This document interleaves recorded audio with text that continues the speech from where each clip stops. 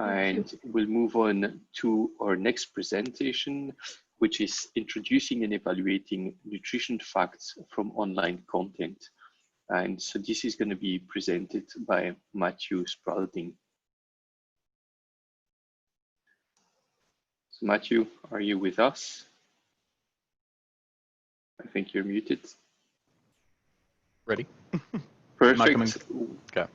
Well, Matthew, the floor is yours. All right, thank you.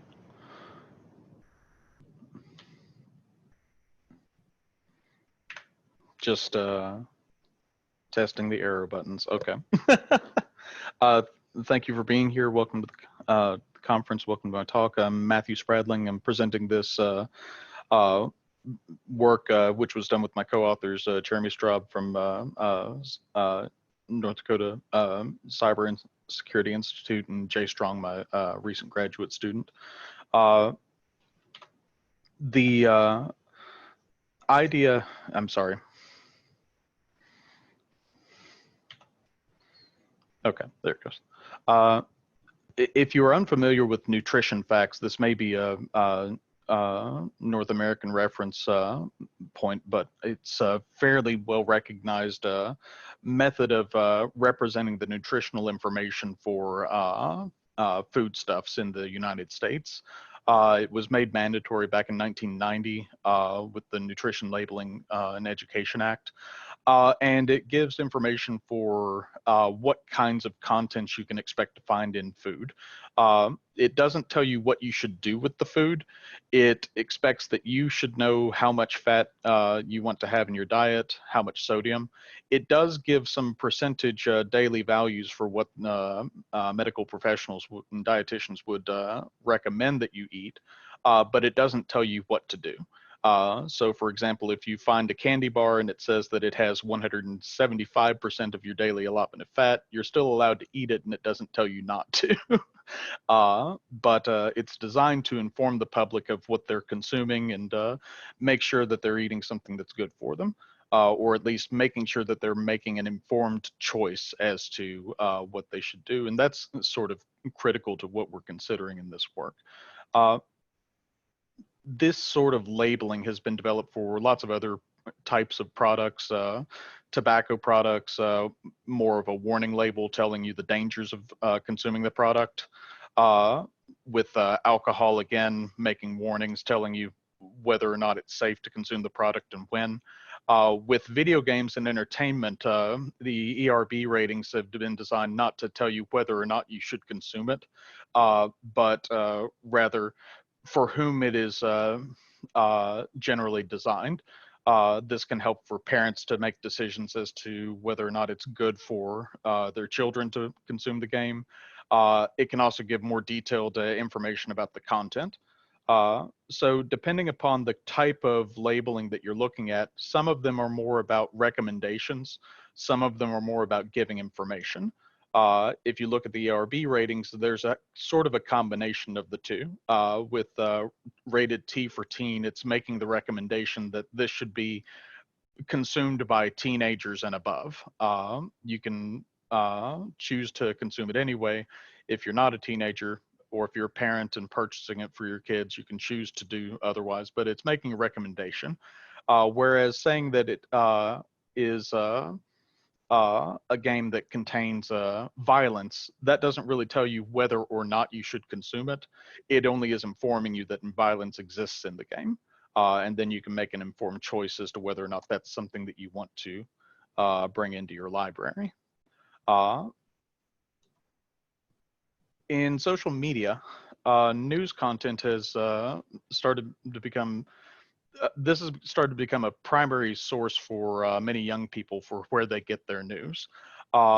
It's inexpensive, very quickly disseminated, accessible, and always available.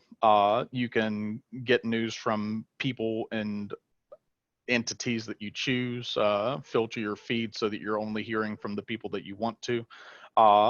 You can be more interactive with the news that's occurring, so you can share things with your followers and post what it is that you think about what happened. And you know, a large portion of U.S. adults, 55% as of this writing, consume news media from social media at some point. And most U.S. teenagers get nearly all of their current events from social media rather than from traditional things like watching the news on TV or reading the newspaper. So because of this, we have a situation where sometimes the news we see is not necessarily accurate, either by design or simply by not having the same rigor of fact checking that we would have in these sorts of conference papers that we're presenting to one another. It can have fabricated information that mimics news media content in form, but not in organizational process or intent.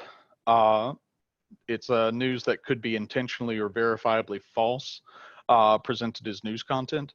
And there are two key features, the lack of authenticity of the information or the malintent of the author, where the author may be intending to push an agenda rather than explain what happened today.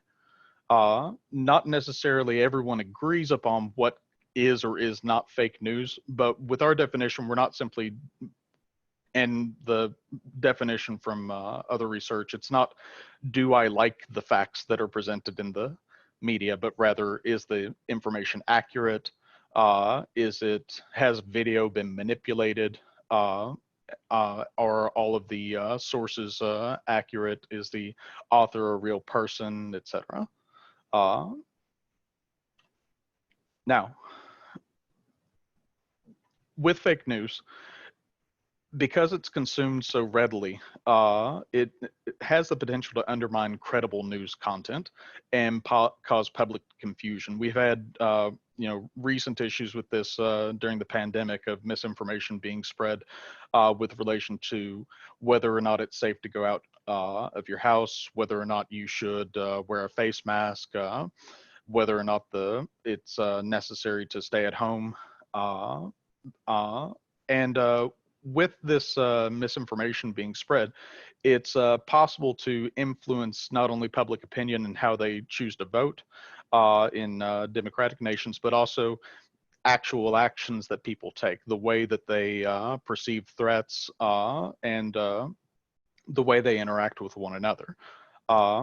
It can limit the impact of actual media if this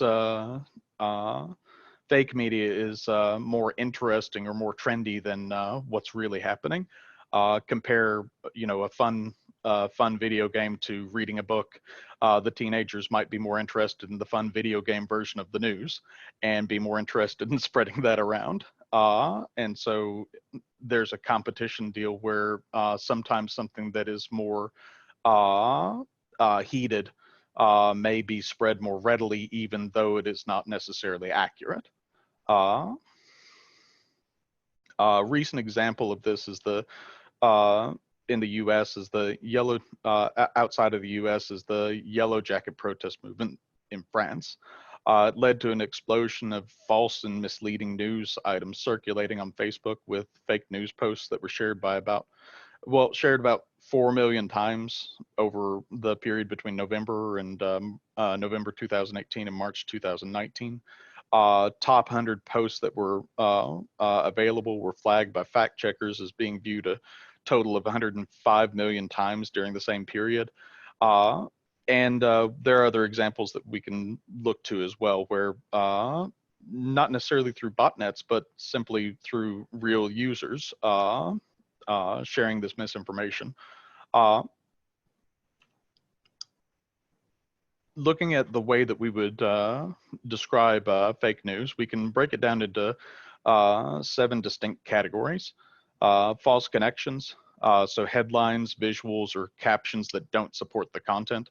So the headline might say something inflammatory, but then if you read the details, it's not really accurate to what happened in the actual media.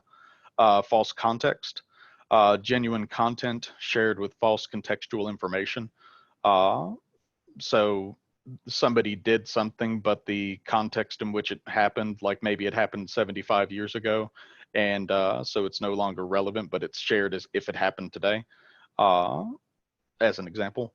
Manipulated content, so genuine imagery or information manipulated to deceive. This could be, for example, taking a video of a person and only sharing 3 seconds of that video without the context in which the entire statement was made. For instance, saying, I don't believe in climate change is stupid as a belief system, and then you only take I don't believe in climate change and take that one part and post that video. Misleading content, misleading the use of information for framing an issue or an individual.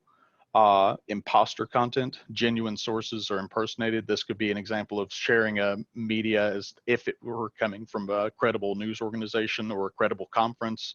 But in fact, it's not. This is used similarly in phishing attempts, where you might get an email from PayPal, but it's not actually them. In this context, it can be used to make the source of the information appear genuine, so it's more likely to be shared. Fabricated content, just 100% false, designed to deceive and harm. This could be things that didn't actually happen at all. This could be deepfake videos, etc.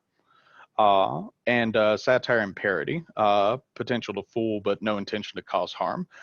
This could be, for instance, The Onion, where it's definitely fake, but it's not intended to fool anyone into thinking that it was real. Now, the proliferation of fake news, this can occur through social botnets. Viral sources of information are heavily supported by these botnets, and the accounts can be programmed to coordinate their activities. But in addition, social media influencers build their reputations and followings on social media platforms based on brands and become reputable authorities within distinct niches. But they can use those platforms to share opinions on social issues, which their followers then interpret as fact potentially. So for example, a social media influencer might have expertise on design apparel and accessories, but may also speak from a position of authority on anti-vaccination agendas, or where they have no qualifications in medicine or immunology, and yet it gives a voice to their opinion. Using this, they can shield themselves from contrary perspectives, since the people who are getting this information tend to be just the followers of those accounts. And if you don't like what they share, then you're not in that bubble. So this can cause a proliferation to increase within that bubble. The other issue with social media influencers is that there's no third-party filtering or fact-checking or editorial discretion, and individual users can reach many readers as mainstream media in some cases.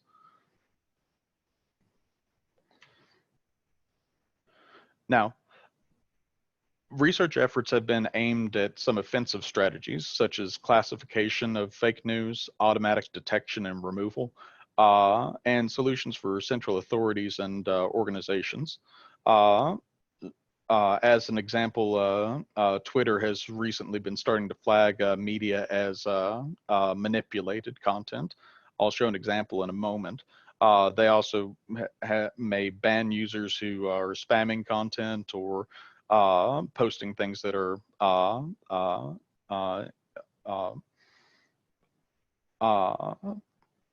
inciting violence. And Facebook has been taking a policy of removing certain content, but not going the route of labeling. And that's actually a distinction that the two companies have drawn a line on, where Twitter believes that it's better to label things sometimes and remove it others, and Facebook leans more towards removing content or not.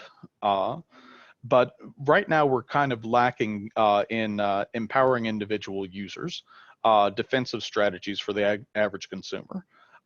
These would include potentially warning labels, better informed capabilities with news media consumption, and recommendation and information tools that the user can make use of to make an informed choice. Taking it back to the idea of nutrition facts, we would like to be able to give the user enough information to make a good choice as to whether they consume and spread the media without telling them exactly what to do necessarily. Now, a recent example with Twitter's new manipulated media tag, a video was posted of Joe Biden saying we can only re-elect real Donald Trump, where in the whole context of the video, it is clear that he's not actually endorsing his opponent for the presidency. But the video got reshared by the president after it was posted. And Twitter at that point flagged it as manipulated media to inform the public that this video does not give you all of the context. And you can click on the link to get more information as to why it was flagged as manipulated media and what that means. Now,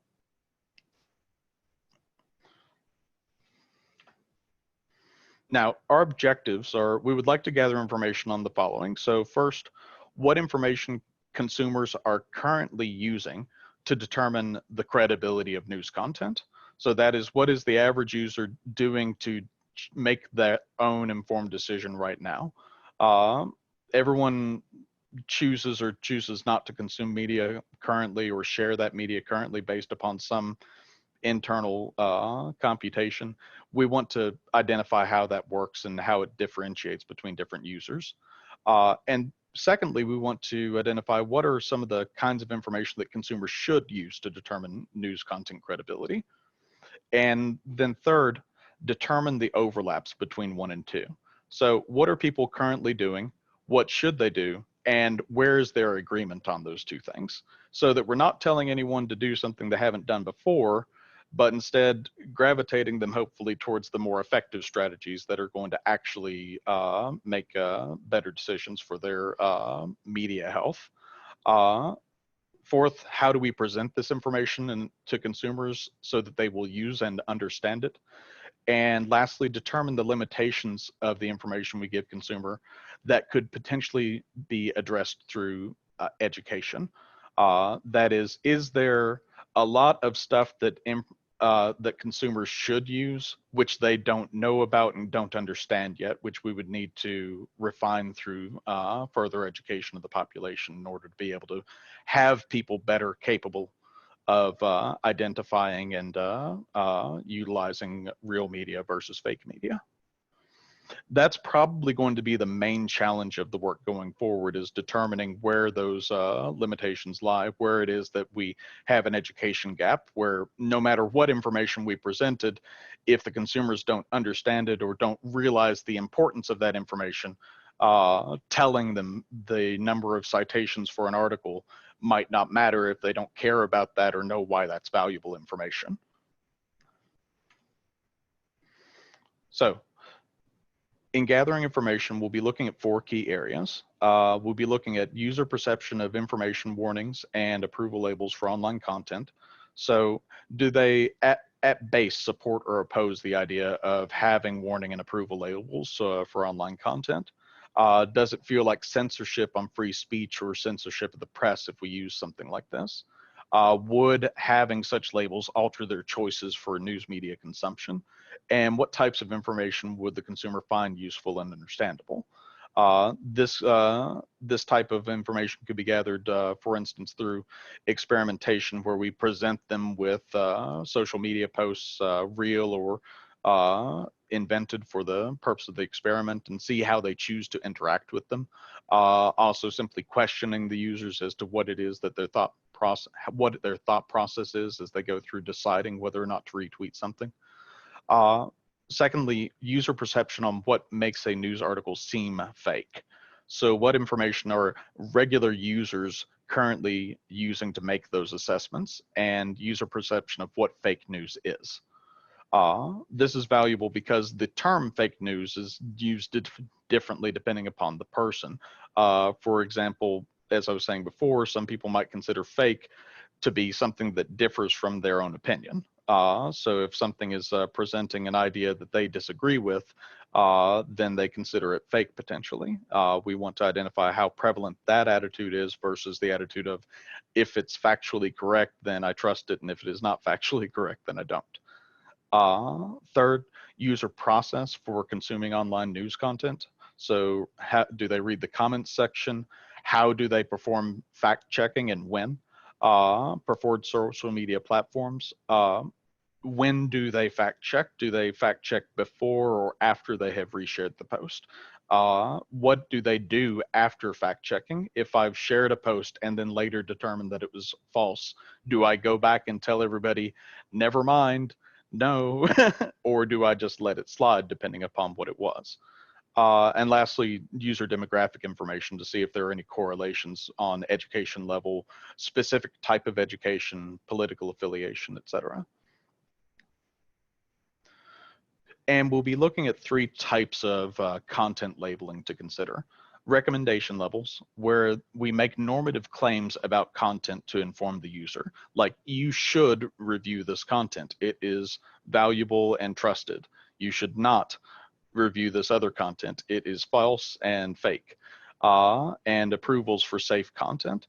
Are there different types of these recommendation levels which are more effective, more accepted by the user? And which ones are going to give us a better result in terms of limiting the propagation of misinformation? Secondly, informational labels. These are designed to give information to consumers about the content, but leave the responsibility of making decisions to the consumer. And this is more along the lines of what we get from the nutrition facts labels for the most part, where we're simply providing the information and letting the user make the choice as to whether or not to consume the media.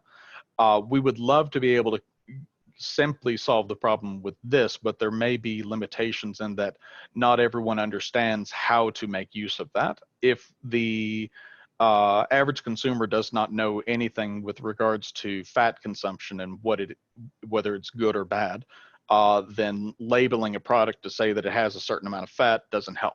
They don't know how to make an informed decision based upon that info.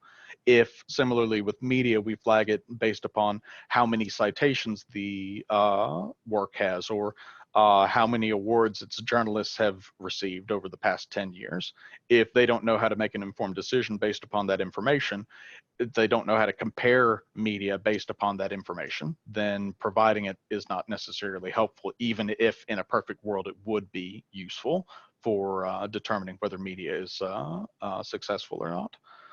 And lastly, hybrid approaches, where we recommend an action, but also include supporting data, facts, and information.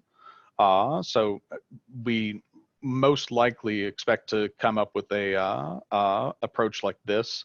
But the problem with even a hybrid label is that there may be a pushback against the idea of a recommendation, where even if I'm providing supporting data, some users may reject being told whether or not they should consume particular media. And so part of the research is to see whether or not that's the case and to what extent. So if you have comments, questions, be happy to take them. And otherwise, thank you for being here. All right. Well, thank you so much for this presentation, Matthew. So we've got one question. So Hannah Indy says, thank you for your presentation. What are your thoughts around what role bias plays and how to avoid it in communicating information? And also, how could these tagging mechanisms avoid false positives? Can I see the tagging mechanisms? Okay, I see it. Okay. So thoughts around the roles of bias and how to avoid it in communicating information. So the answer to that question is really whether or not in part is whether or not the users trust the source of that information. It could be that the source of the flag is a company that is generating it. So currently Twitter is flagging their own content. So if you trust Twitter's employees to do that properly, then it's an effective tool. If they can be trusted, I would also say. So you could have a case where you have a trusted authority who shouldn't be trusted, a trusted authority who should be trusted, and you can see the square box there. We would ideally have a situation where you have a trusted authority who should be trusted. Determining who that authority should be, that's part of the question here. So we would need to be able to determine how to verify that the source of the flagging or the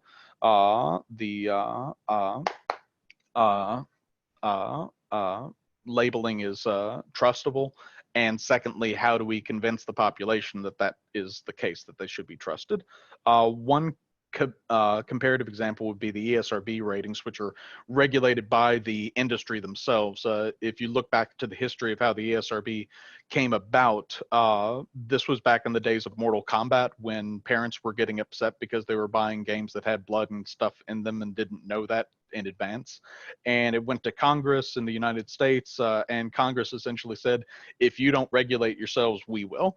And so the companies got together, they came up with the ESRB, and I believe that the level of trust that exists for the ESRB ratings may relate to the fact that it's an industry-wide effort, so everyone is involved in it. And secondly, there's proof in the pudding. You can see that when I say something is mature, it is. If I say it's E for everyone, it is. And it self-regulates by being accurate. They have a vested interest in being accurate, or else customers will reject the ratings and not believe them.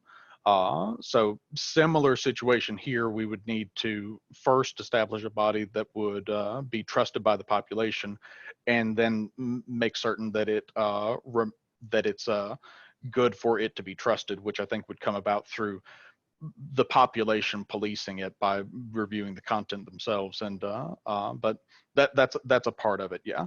And as for how could these tagging mechanisms avoid false positives, so completely avoid, I don't know. I'm not sure that we could ever completely avoid. But I would say that through the use of these tagging mechanisms over time, we would be learning better how to flag media in a way that generally the population, if they go further to investigate it, they would find that the tag is accurate. And if it's not meeting that bar, then it's not done, and we need to refine our process and improve upon it so that it is accurate. It's a good question. All right. Fair enough. I think to come back to what you just said, and like creating a trusted body to convince the population, I think this is it's a good goal. But how do you believe, do you believe it's an attainable goal? Because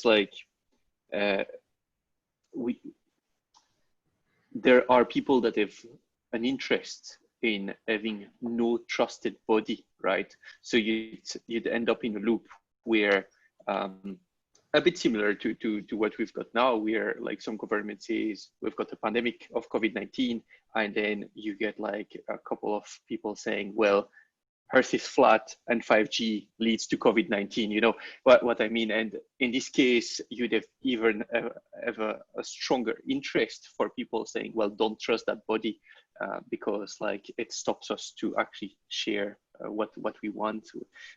Do you believe this is a feasible to have a trust? Would it be feasible to have a trusted body, or how difficult would it be? It's hard to say how difficult would it be. I can say hard. And in terms of, is it possible? We don't know yet. That's the idea. We're looking at a different paradigm that we're trying to move towards, where currently we have kind of a wild west of news media consumption, where we don't have any nice way to determine whether or not the media we're consuming is accurate and trustworthy. And part of that is a limitation on like who is sharing the media and what their driving forces are. Part of it is a limitation on education and how well informed the public is on how to determine whether media is safe to consume or not. There's a lot of different factors that go into it. We need to identify and clearly articulate the limitations of the current system that we're in, what we can do to improve upon it, and hopefully move to a better paradigm where we are better protected against manipulated media and misinformation. Will it ever be perfect? I don't think it was perfect before Twitter, and I don't think it will be perfect after, but we are not in a good place right now, I would argue, and we need to improve upon it. Does that answer a question fairly well? Yep, okay. I think it does. All right. I feel like this is not a research problem that is going to be solved next year. I think this is a 20-year problem that we're going to be working on. And it's a great thing because like it gives you a job. at the end of the day. No, I but hope. it's So this is a job that I hope I won't have. You know, we need to do something about this. So anyway. yes, I think there's a lot more opportunities in this field to figure out what are how to alleviate fake news and move on. But like, fair enough. Thank you for this great talk, Matthew. And again, for everybody, if you've got some follow-up questions, feel free to ask them on the Slack channel. We will now have a 30-minute break, and then we'll resume with 2 more presentations for track 14 on cybersecurity, privacy, and ethics. Thank you again for all the great presentations. Cheers.